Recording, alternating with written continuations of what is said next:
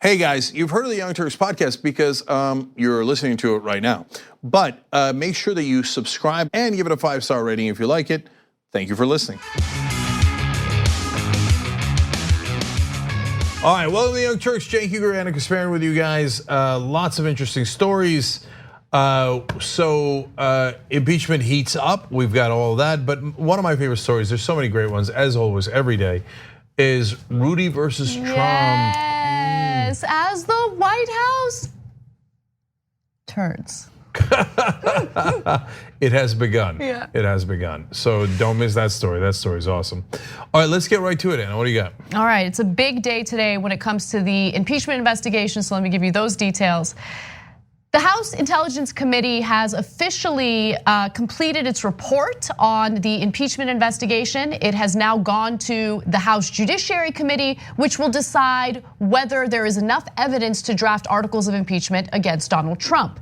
Now, today's first hearing occurred on the House Judiciary Committee, and what they did was they invited constitutional experts on to discuss and testify as to whether or not there's enough evidence. We will get to that part of this story later. But for the purposes of this story, I want to talk about the report that was conducted by the Intelligence Committee. Now, in this report, of course, there was information that we've already discussed, public information that was presented during the public hearings, but we also have some new information from this 300-page report. So let me give you those details. Intelligence Chairman Adam Schiff released the call records of Representative Devin Nunes. Schiff said during a press conference that it's deeply concerning if members of Congress may have also been complicit in digging up dirt on the president's political rival. Now, there were apparently call logs shared in this report. The call logs do not specify the content of what they discussed, but the people implicated here is really the heart of the story. So the call records obtained under subpoena from AT&T also included the time and duration, but again, not the content of the calls placed between Rudy Giuliani, Trump's personal lawyer, Lev Parnas, a Soviet-born business associate of Giuliani's, and John Solomon, a conservative columnist formerly with The Hill, he's no longer with them, who published a series of articles pushing debunked theories about US-Ukraine relations. So I'm gonna get into more details on Solomon in just a minute, but that is pretty damning. So there was a conservative columnist at The Hill who was part of all this, who was having these phone conversations with people like Lev Parnas, who was assisting in attempting to push Marie Yovanovitch out as a diplomat to Ukraine. So Trump's role in this and Giuliani's calls to him are going to be very relevant. That's coming up in a little bit.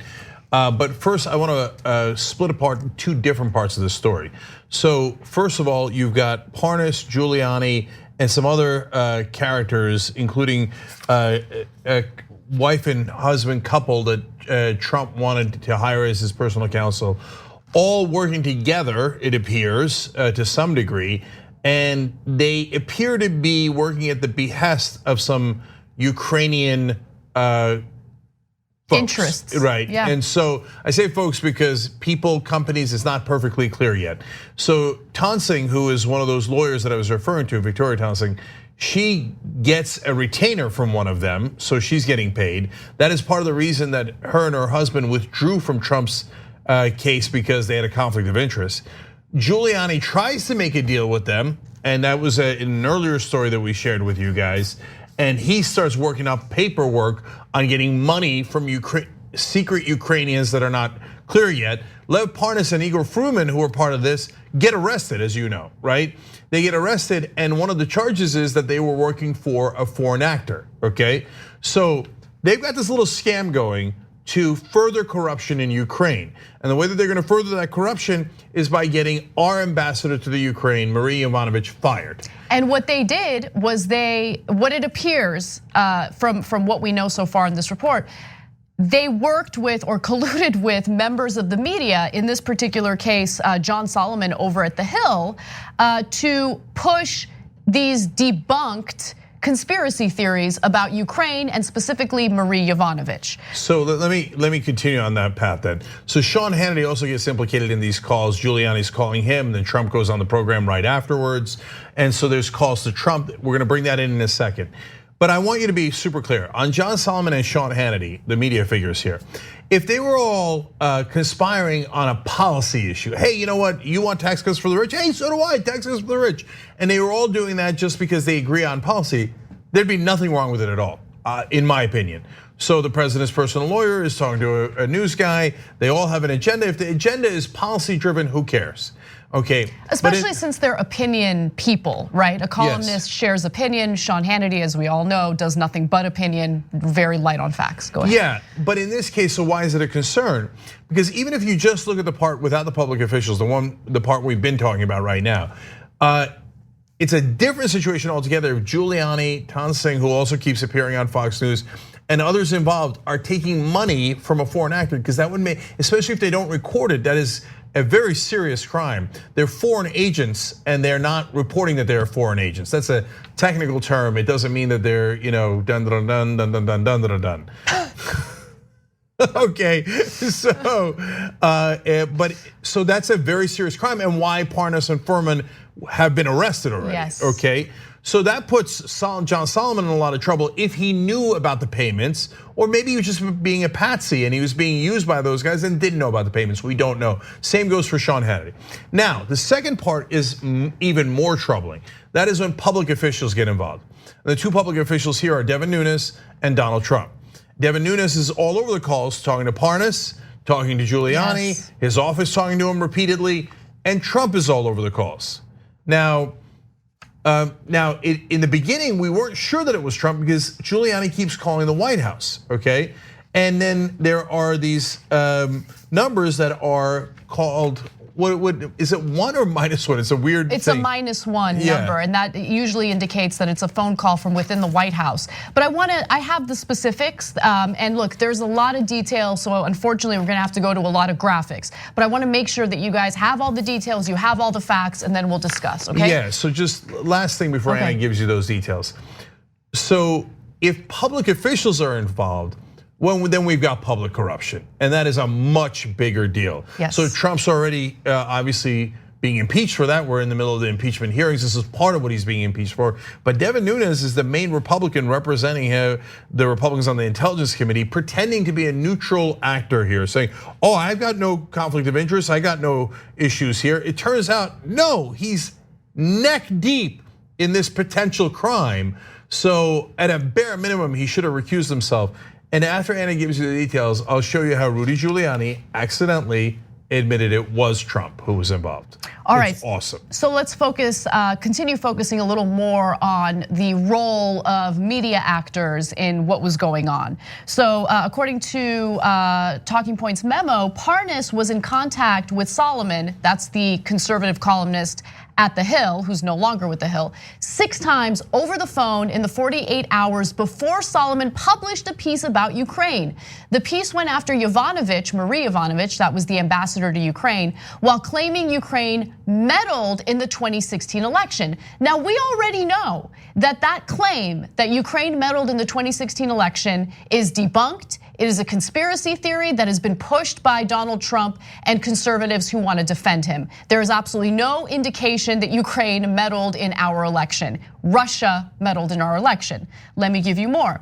So on March 20th, 2019, the day the Hill opinion piece was published, Mr. Parnas again spoke with Mr. Solomon for 11 minutes. Shortly after that phone call, President Trump promoted Mr. Solomon's article in a tweet. So they're working together. Solomon's, publishing these articles that push these debunked conspiracy theories, and then members of Trump's administration, not members of Trump's administration, but President Trump himself actually promoted that article, okay? So that's interesting. Before Giuliani accidentally confirmed that it was Trump, you could tell that it was Trump already because Giuliani makes a quick call to the White House. And then next thing you know, Trump is tweeting about Solomon's article, and Solomon is the writer who's collaborating with all these people. Again, we don't know if Solomon was part of taking payments. If he was, he should be arrested.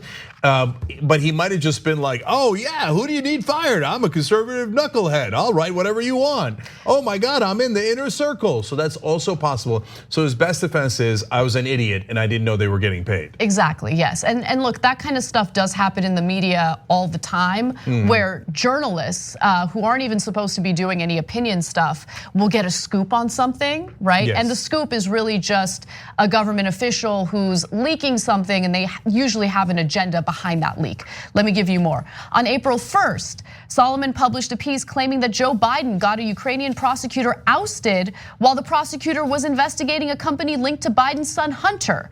On April 7th, Solomon published a story connecting Yovanovitch to the Biden allegations. So again, for the billionth time, the prosecutor who was ousted, the prosecutor that Biden wanted ousted, was actually not investigating corruption in Ukraine. The investigation had become stagnant, and Joe Biden, along with other world leaders, wanted him gone so a proper investigation could continue. On April 25th, shortly after Solomon published another piece alleging an Obama-Ukraine 2016 election interference plot, Giuliani received a call from an unknown -1 number that lasted 4 minutes and 40 seconds. Minutes later, Mr. Giuliani held a brief 30-second call with Sean Hannity, the report said, adding that Hannity hosted Trump on his show that evening and asked Trump about the Solomon story. So again, they're all working together. You have Hannity and Solomon, both members of the media, working with Giuliani and Donald Trump in pushing these debunked conspiracy theories out there. And as we all know, eventually the US ambassador to Ukraine, Marie Yovanovitch, was fired. So Cenk, you wanna chime in before I give you more? Yeah, so I can't wait to give you the Rudy stuff, so I'm going to. Okay. So Rudy Giuliani, in a tweet, talked about this issue. Now, Rudy keeps calling the White House and keeps getting his calls returned from blocked numbers, so you can't tell who it is, but he keeps calling this -1 number, okay? So, but no one ever said what the number was. So it looks like, based on the timing of when Giuliani makes the call and then Trump takes action, it looks like it's Donald Trump, but we didn't know for sure until Rudy tweeted out this. They're already taking away Donald Trump's right to call witnesses, cross-examine, confront his accusers, or be represented by counsel at hearings. Now he can't talk to his counsel on the telephone? Oops. You just admitted that you were talking to Trump. God, he's so dumb. He's so dumb. You know, there's a story out today about how the Trump administration has banned Rudy Giuliani from making appearances in the media, particularly Fox News. And that might be the smartest thing Trump has ever done in his entire life. Yeah, and so we're gonna get to that drama a little bit later. If you miss any part of the show, tyt.com/join to become a member and get the whole show anytime you want. But back to Hannity, I just can't help, this is such a fun quote. So Trump hears all this, sees the report. Did he read the hundreds of pages of the report? Of course not. It didn't have any cartoon characters in it. Although no illustrations. That's right. But to be fair, it did mention his name a lot. Okay, so, and it's damning. I mean, you got the new calls that show that they're all connected, but the overwhelming evidence is from 17 different diplomats and people inside his administration saying, yes, there was a quid pro quo. Yes, we held up the aid. Yes, it was for personal and political gain of the president. So he watches all that and then he says this. I watched Hannity, Sean Hannity. I watched Laura Ingraham. I watched Tucker Carlson. I watched a lot of other legal scholars. Oh my God. Okay, they're not. Oh my God. Those are not legal scholars. But remember his main thing was, hey guys, I'm too busy to deal with this nonsense impeachment. I'm going to talk to NATO. I'm going to do important foreign deals, etc. Meanwhile, he comes in and is like, I watched everybody on the Fox News lineup, and all those legal scholars agree I didn't do anything wrong. No quid pro quo. Oh my God. If ever you needed just a single piece of evidence to indicate that mediocrity doesn't actually exist in America, that would be it. Yeah, and so he went on to say a little bit later, he said, I watched a very terrific former special prosecutor, you know Ken, and Ken is a talented man and a smart man. He's referring to Ken Starr, who appears on Fox News. Ken Starr is the person who did a thing closest to an actual witch hunt. he went after Bill Clinton on a real estate deal and was like, oh, I don't have him on that.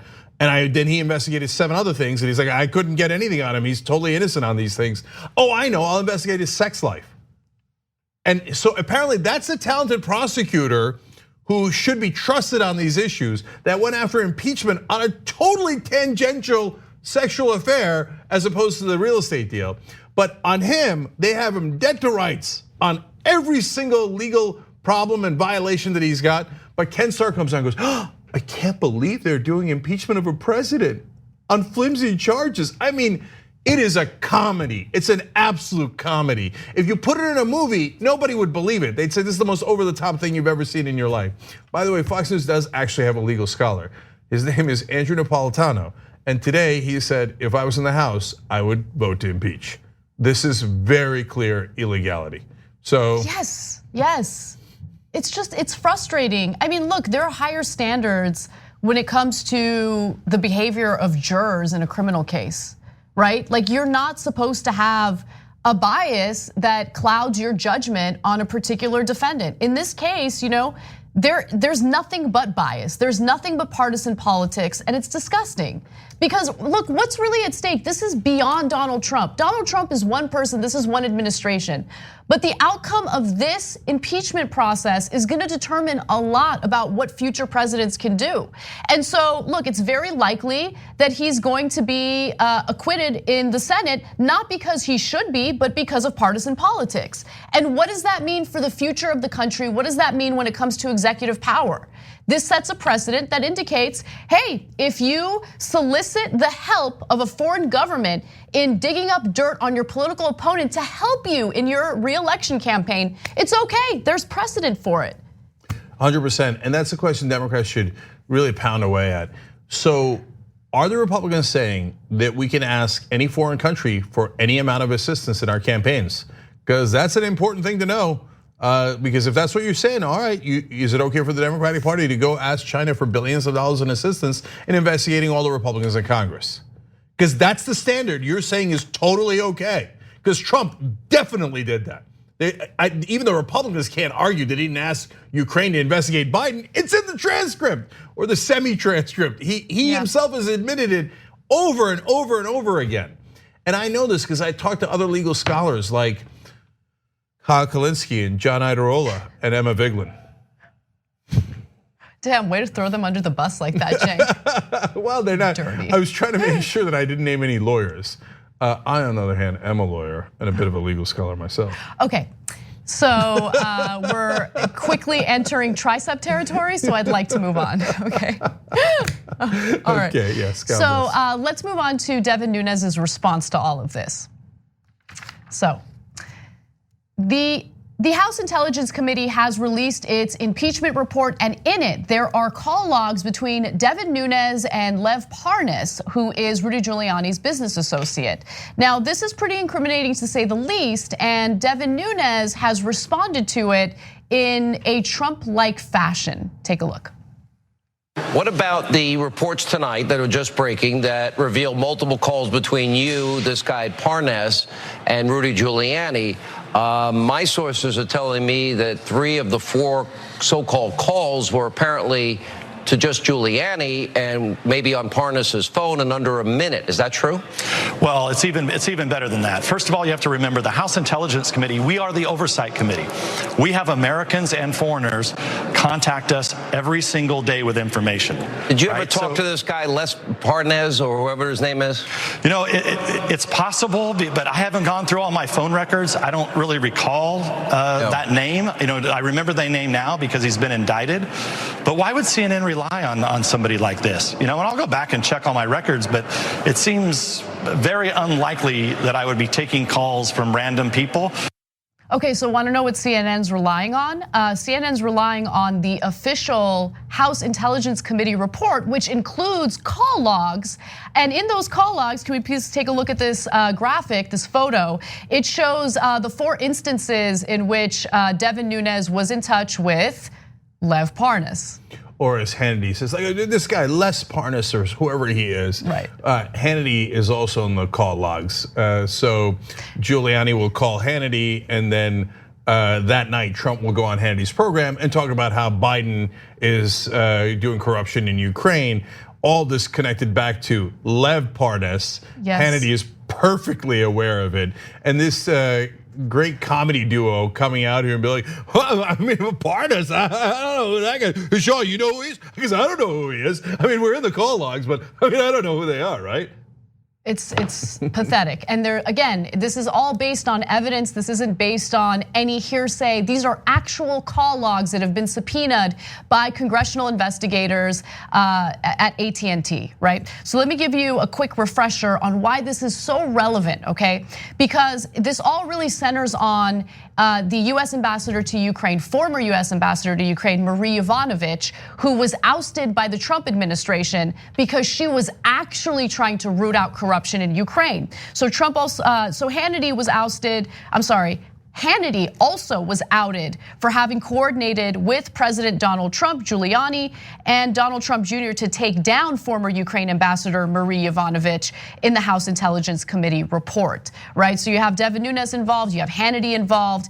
And then when it comes to Donald Trump himself, he tries to use the exact same, strategy that you just saw Devin Nunes use. So Trump also claimed that he didn't know Parnas or his associate Igor Fruman, but the men were photographed with Trump and his GOP allies literally dozens of times and seen in multiple videos. You could tell because when Trump was first asked about him, he's like, I don't know, there might be some pictures of me with him, but that doesn't mean I know him. That means, oh my God, he knew him so well. Like when he says there might be some pictures, that means he had a lot of different contact with him and is positive that he's been pictured with him. And it turns out dozens of times and on video.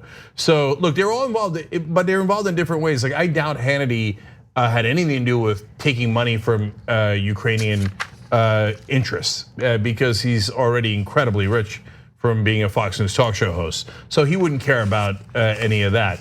But if Trump told him to throw our own ambassador to Ukraine under the bus because Trump wanted to smear his political opponent, Hannity would be all in for that. He'd be like, oh yes, okay, you want to take out an honest American diplomat to help you win an election. Oh, glad you called, I'm your guy.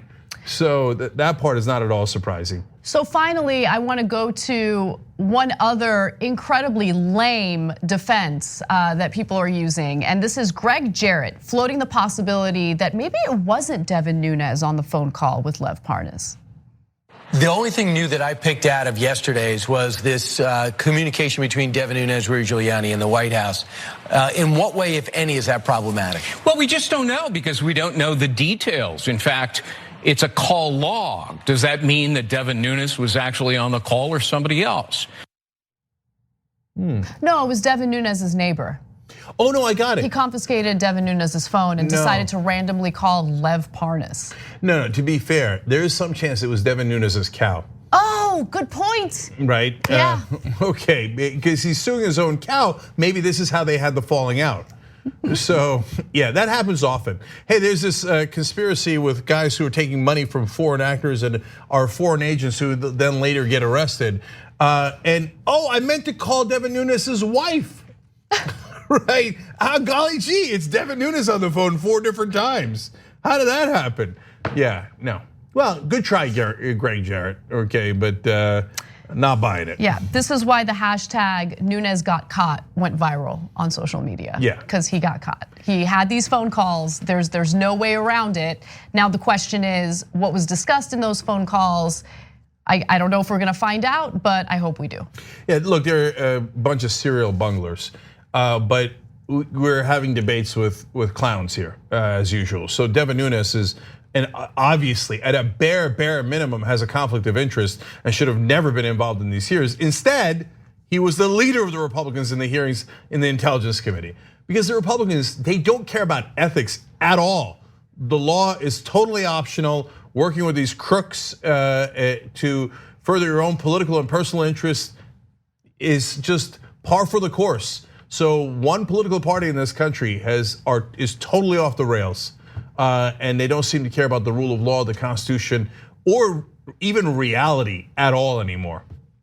We got to take a quick break. When we come back, we're going to show you some of the incredibly important highlights from the House Judiciary Committee's hearing on the impeachment today. We'll be right back. We need to talk about a relatively new show called the Republic, or UNFTR. As a Young Turks fan, you already know that the government, the media, and corporations are constantly peddling lies that serve the interests of the rich and powerful. But now there's a podcast dedicated to unraveling those lies, debunking the conventional wisdom. In each episode of On the Republic, or UNFTR, the host delves into a different historical episode or topic that's generally misunderstood or purposely obfuscated by the so-called powers that be, featuring in-depth research, razor-sharp commentary, and just the right amount of vulgarity. The UNFTR podcast takes a sledgehammer to what you thought you knew about some of the nation's most sacred historical cows. But don't just take my word for it. The New York Times described UNFTR as consistently compelling and educational, aiming to challenge conventional wisdom and upend the historical narratives that were taught in school. For as the great philosopher Yoda once put it, you must unlearn what you have learned. And that's true whether you're in Jedi training or you're uprooting and exposing all the propaganda and disinformation you've been fed over the course of your lifetime. So search for UNFTR in your podcast app today and get ready to get informed, angered, and entertained all at the same time.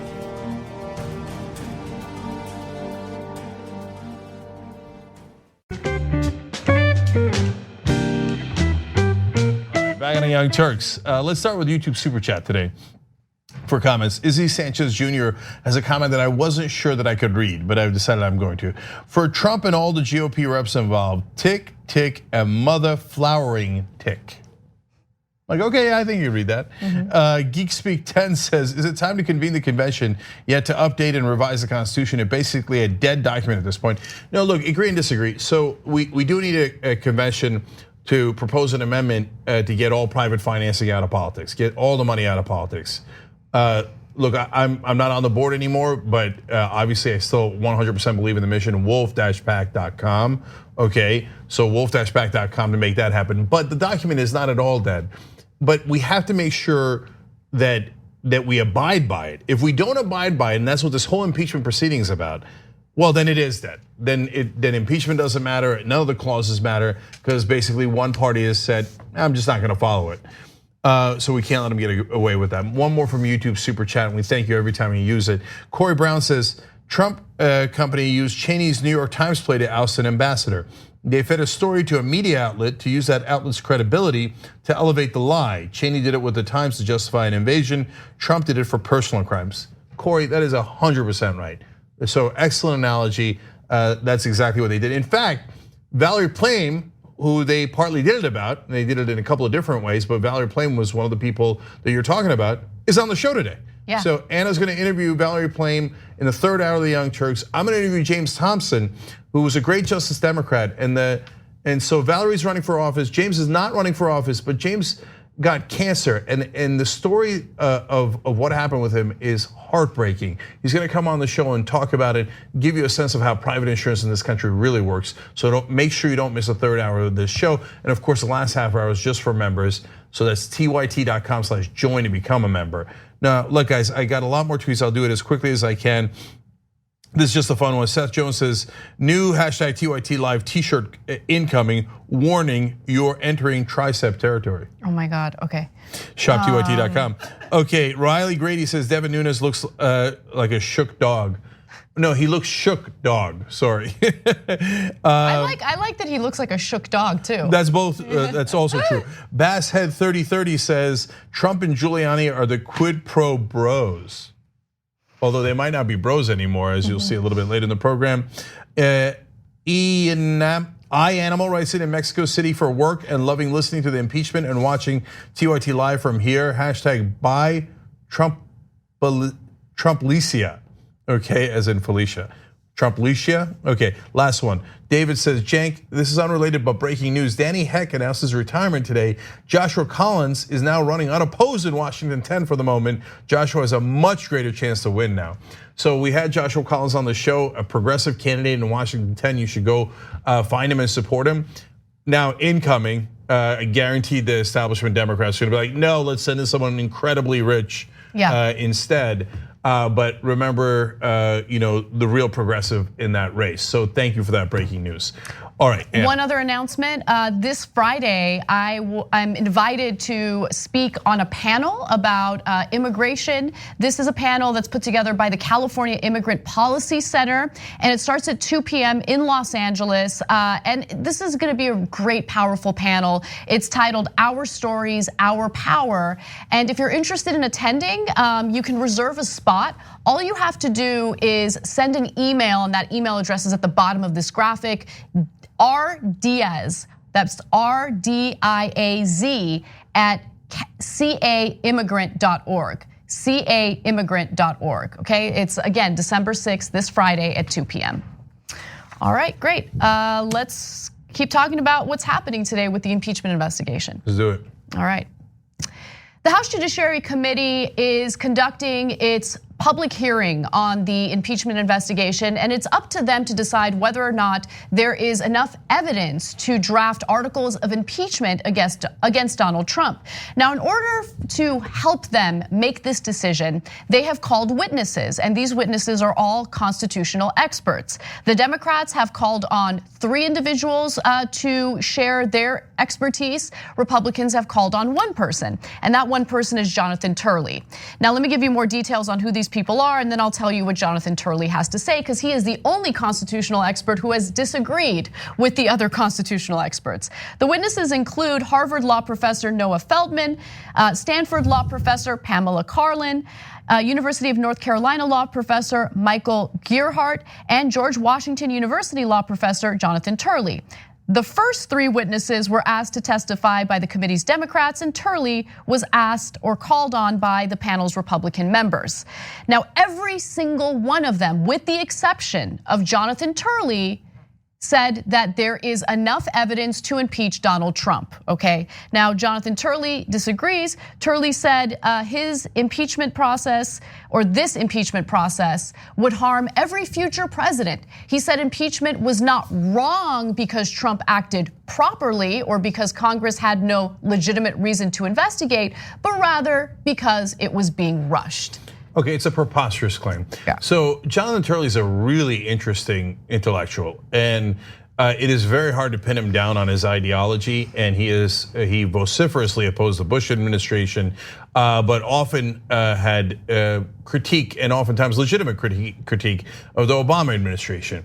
So in the Trump years, he's been all over the board, but that makes sense because he's not being a political actor. I hope not, at least. He's giving his legal opinions, and it might fall on different sides depending on what the issue is. So he's a guy that I generally respect. I've had him on the show many times, actually, back in the day when I was on MSNBC and I believe on the Young Turks.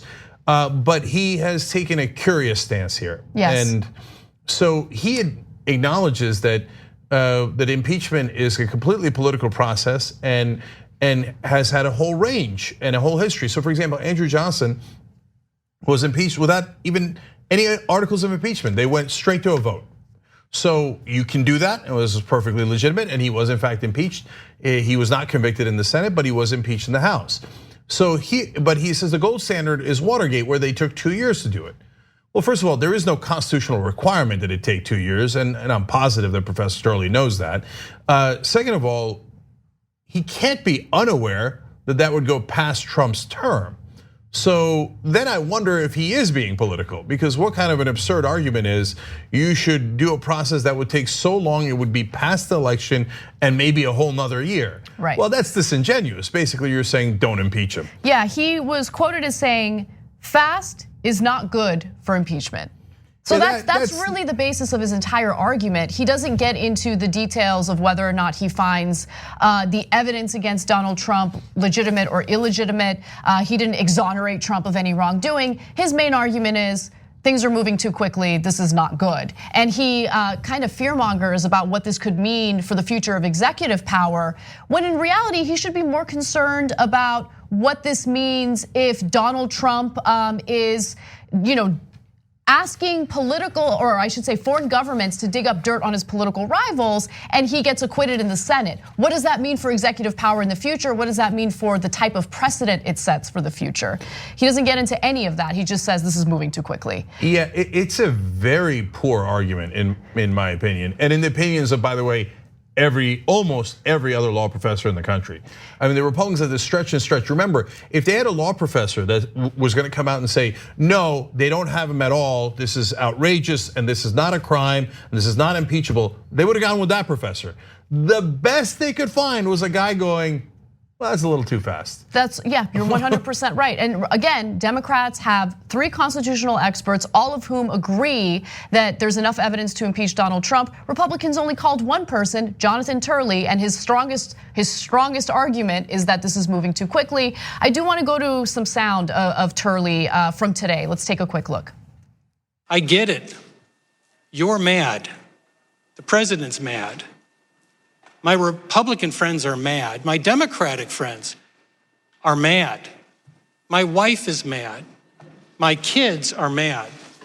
Even my dog seems mad. And Luna's a golden doodle, and they don't get mad.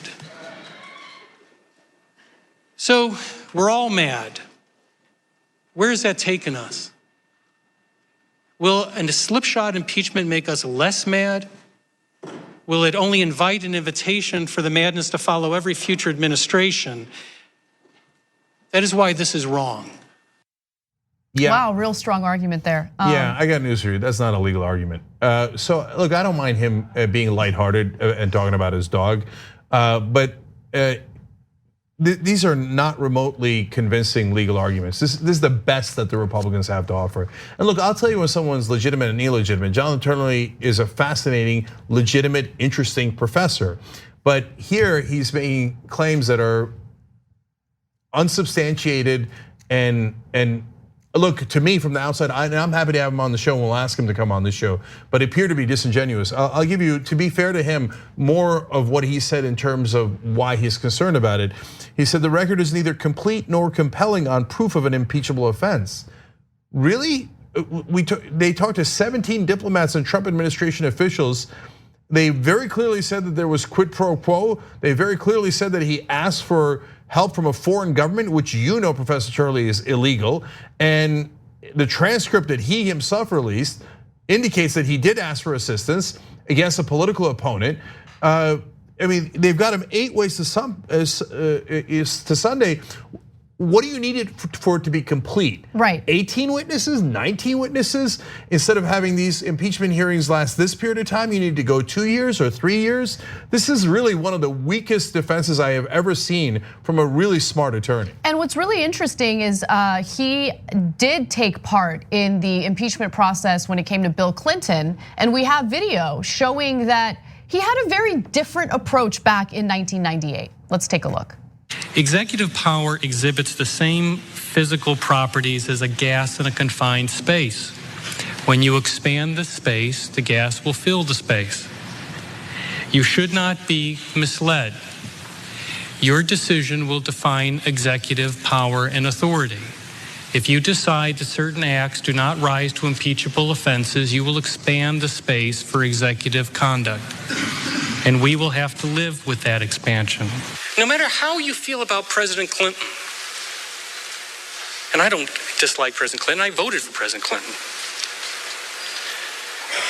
But no matter how you feel about President Clinton, no matter how you feel about the independent counsel, by his own conduct, he has deprived himself of the perceived legitimacy to govern. You need both political and legal legitimacy to govern this nation, because the president must be able to demand an absolute sacrifice from the public at a moment's notice. And when there's a question of legitimacy, it has to be resolved in a way that it doesn't divide what Franklin referred to as irregular actions. I just find it fascinating how the burden was much heavier for Bill Clinton as opposed to Donald Trump. I mean, he's talking about political legitimacy in that clip. Yeah. So no, that is very curious. So I know that he had that stance in the Clinton impeachment hearings, but hearing it again in saying that you should be concerned about expanding executive power when today he's testifying, hey, you should be worried about limiting executive power. And before he was saying, look, look, by almost any admission, it's a small violation that Bill Clinton did, lying about a sexual affair, okay, on a case that began as not at all related to that affair in any way, shape, or form. And so most people get caught in affairs, lie about it. They don't just voluntarily come out and go, oh yeah, you got it, brother. Oh, you're asking me generally about my sex life. Let me tell you all the things I did wrong. That is not usually how politicians or anyone else behaves. So, okay, whatever you think of Bill Clinton's quote unquote crimes, any legal expert would have to agree that Donald Trump's crimes are at least as bad, if not significantly worse. I mean, that is obvious. So for him to say Clinton's so-called crime was so egregious that you can't expand executive power, and then to turn around to say Donald Trump's crimes are, well, I mean, look, I don't know that you've investigated for 2 years yet, and I maybe call a couple more witnesses, and I'm worried about limiting executive authority. That is very inconsistent and bizarre. Because look, when Jonathan Turley represents Republicans or Democrats, he's being a lawyer and he's supposed to represent those people. But this is different. He's being called as an expert. He's not an advocate for any side here. And in both cases, he appears to be making political arguments. One time against a Democrat, now in favor of a Republican, and he's doing it fairly aggressively on fact patterns that look to be, contradictory to his own claims. Yes. So that is weird and troubling. But most importantly, for your purposes, if you don't care about Jonathan Turley, I don't blame you. This contradictory, very weak defense of Trump is the best that the Republicans could find out of any law professor in the entire country. Yep, that's right. That goes to show you the incredible weakness of their case. We got to take a break. When we come back, we're going to hear from one of the constitutional experts who's in favor of impeaching Donald Trump and says that there is an abundance of evidence. Her name is Pamela Karlan, and then we will also talk about Donald Trump and Rudy Giuliani's ever-widening feud. We'll be right back. At TYT, we frequently talk about all the ways that big tech companies are taking control of our online lives, constantly monitoring us and storing and selling our data. But that doesn't mean we have to let them. It's possible to stay anonymous online and hide your data from the prying eyes of big tech. And one of the best ways is with ExpressVPN. ExpressVPN hides your IP address, making your activity more difficult to trace and sell to advertisers. ExpressVPN also encrypts 100% of your network data to protect you from eavesdroppers and cyber criminals. And it's also easy to install. A single mouse click protects all your devices. But listen, guys, this is important. ExpressVPN is rated #1 by CNET and Wired magazine. So take back control of your life online and secure your data with a top VPN solution available, ExpressVPN. And if you go to expressvpn.com/TYT, you can get 3 extra months for free with this exclusive link just for TYT fans. That's expressvpn.com/TYT. Check it out today. We hope you're enjoying this free clip from the Young Turks. If you want to get the whole show and more exclusive content while supporting independent media, become a member at tyt.com/join today. In the meantime, enjoy this free segment. All right, back on the Young Turks. What's up, Anna? What's next? Hey, all right, let's get right to the news. All right, so during the House Judiciary Committee hearing on Donald Trump's impeachment, a number of constitutional experts shared their perspective, and one of them was Pamela Karlan. Now, Pamela Karlan was one of the 3 constitutional experts who believes that the impeachment process did yield evidence that supports impeachment. She believes that this process has shown that Donald Trump did in fact commit the things that he's been accused of, including trying to dig up dirt on his political rival and soliciting the help of a foreign leader in an effort to do that. Now, an interesting exchange did occur between Karlan and Doug Collins. Now, Doug Collins is a Republican representative who was salty from the very beginning of this hearing. He complained about his chair being uncomfortable. And then he said this. America will see why most people don't go to law school. No offense to our professors. But please, really, we're bringing you in here today to testify on stuff that most of you have already written about all four, for the opinions that we already know, out of the classrooms that maybe you're getting ready for finals in, to discuss things that you probably haven't even had a chance to, unless you're really good on TV of watching the hearings for the last couple of weeks, you couldn't have possibly actually digested the Adam Schiff report from yesterday or the Republican response in any real way. Now, we can be theoretical all we want, but the American people is really going to look at this and say, huh? So Karlan didn't take kindly to that statement and hit him back with this.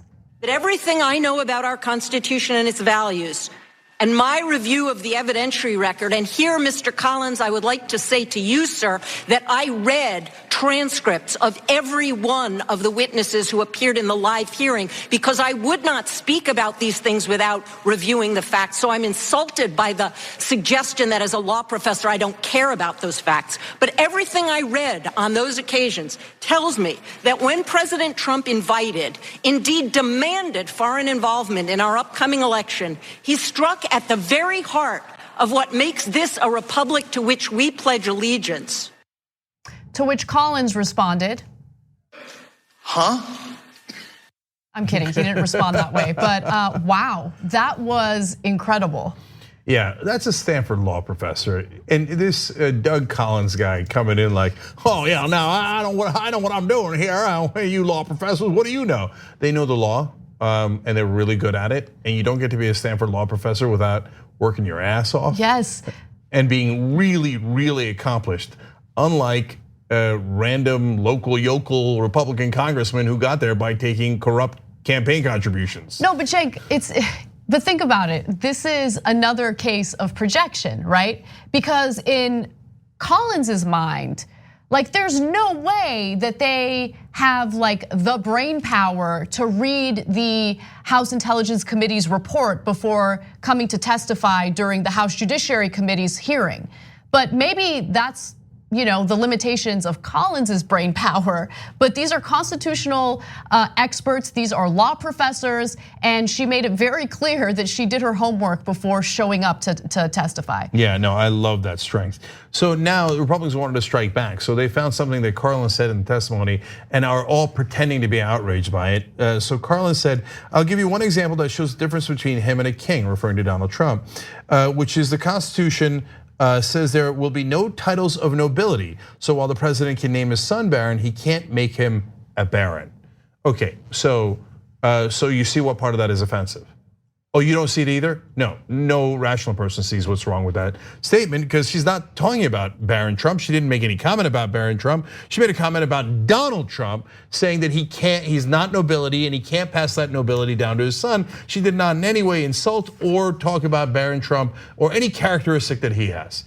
But the Republicans are like, yes, she mentioned his kid, and it's the kids are totally out of bounds because it's not like he put his kids into the White House and put them in charge of almost all policy. Anyway, but Barron is a minor, and if Professor Karlan actually talked about like her issues with Baron Trump, that would be super weird and inappropriate. But she didn't. I just read you the quote. Okay, so what do? They're like, oh my God, I've got the vapors.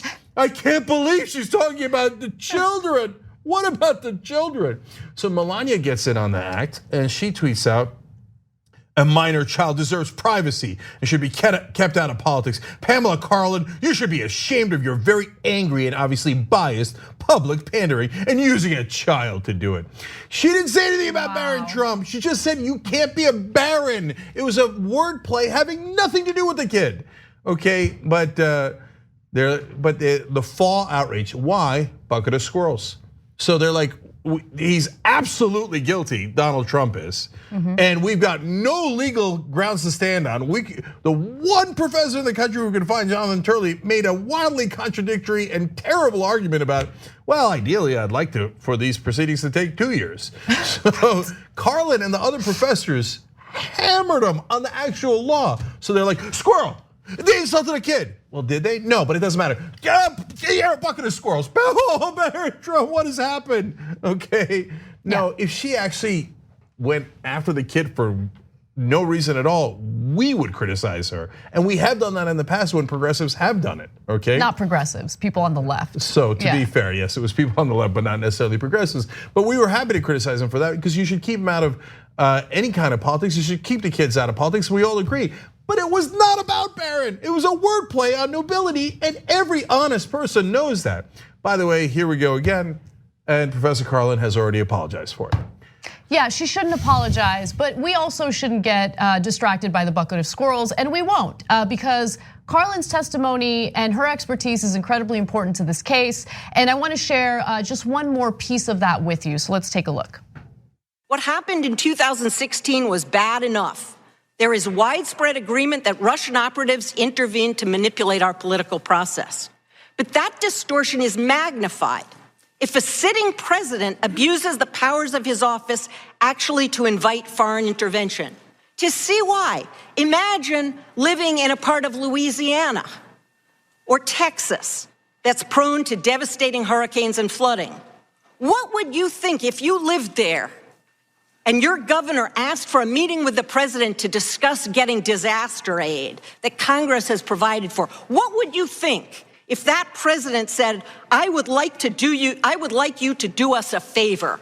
I'll meet with you and I'll send the disaster relief once you brand my opponent a criminal? Wouldn't you know in your gut that such a president had abused his office, that he'd betrayed the national interest, and that he was trying to corrupt the electoral process? So this is why they're trying to defame her as some sort of like terrible person who's going after kids, right? It's because her testimony here was incredibly powerful. She was strong, she didn't back down. And in the case of Barron Trump, she also shouldn't have backed down, but it's okay, it is what it is. Yeah, look guys, don't get distracted by nonsense peripheral issues. The core of the issue is a legal one. That is why we have legal scholars today in the Judiciary Committee. And what 3 out of 4 of them said, and again, the Republican one was incredibly weak, and the overwhelming number of constitution, and even the 3-1 is misleading, because the overwhelming majority of constitutional law professors believe that this is clearly an impeachable offense. But the Republicans get to pick witnesses, so they were like, all right, we'll pick one. That guy doesn't really agree with us, but says we're doing it too quick, we'll go with him, right? So don't get misled by that. The law is overwhelming here, and it is very clear. Of course you can't ask a foreign government for help in your political election. That's the core of the issue, and that's why Donald Trump will definitely be impeached and should be convicted if there was any ethics at all, and obviously in the Senate there isn't. All right, well let's move on to, I'm just gonna say it's my favorite story of the day. Yeah, 100%. So, Donald Trump and his personal attorney, Rudy Giuliani, are feuding so hard that we absolutely need to do another episode of As the White House Turns. Made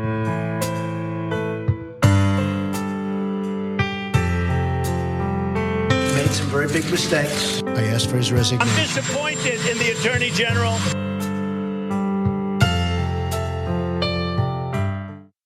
Giuliani has been accused of a number of missteps that have made Donald Trump very upset. And these missteps, of course, have been in the public during media appearances. So as a result, a new report by Vanity Fair says that as Giuliani's legal woes mount, Trump is coming around to his advisors' view that Giuliani is a liability. The relationship has grown so strained that Trump has even directed Giuliani not to appear on Fox News. And this is according to a Republican briefed on the conversations. Now, a Fox News source was contacted by Gabriel Sherman over at Vanity Fair, and they confirmed that Giuliani has refused to appear on Fox in recent days. Now, Rudy is cut off from Fox News. We had to do something. We don't want Rudy out there. Every time he talks, it's bad for Trump. And that's according to a Republican source who spoke to Vanity Fair. And the turning point, the moment where Donald Trump really started to sour on Rudy Giuliani was when he went on Fox News and said this. All of these comments, which are totally insulting. Yeah. I mean, I've seen things written like, he's gonna throw me under the bus. Right. When they say that, I say, he isn't, but I have insurance. So the Republican source who spoke to the Vanity Fair, said Trump was pissed. That's a quote. Yeah. So in case you haven't been following this, that's Rudy saying, if he's going to throw me under the bus, I have an insurance policy, meaning I have obviously incriminating evidence against Donald Trump. So we better be careful. So I get why Trump is pissed.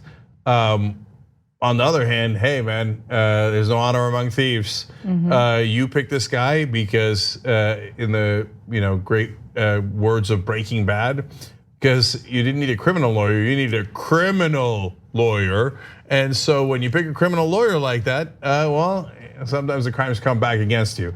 So later, Rudy Giuliani said that he was being sarcastic. Did it sound sarcastic? You saw it for yourself. Yeah. Why would you even say that? What does that mean that it's sarcastic? Let me give you his tweet, because he walked back his insurance statement on Twitter and wrote, "Truth alert.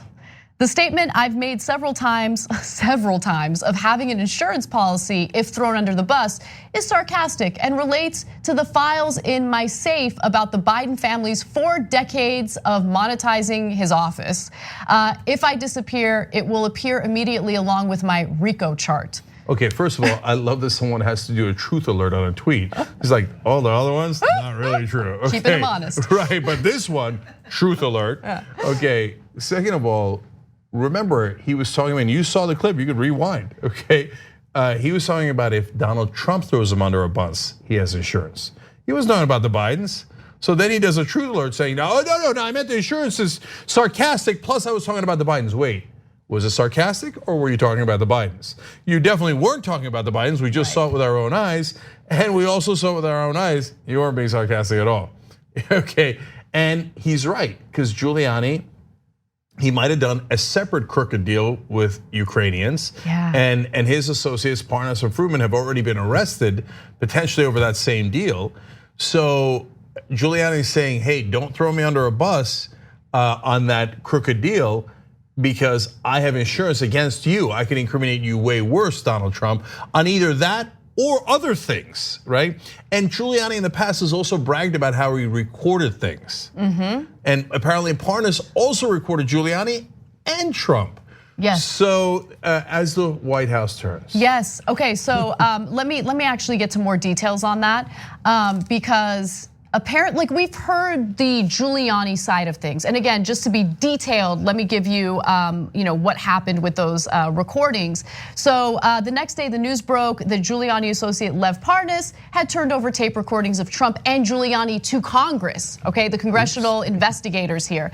Then on November 27th, the New York Times reported that Giuliani tried to land business deals in Ukraine at the same time Trump assigned him to conduct a shadow foreign policy campaign to pressure Ukraine to investigate the Bidens. So Trump sends him to Ukraine, and Giuliani allegedly was like, maybe I can make a little money on the side.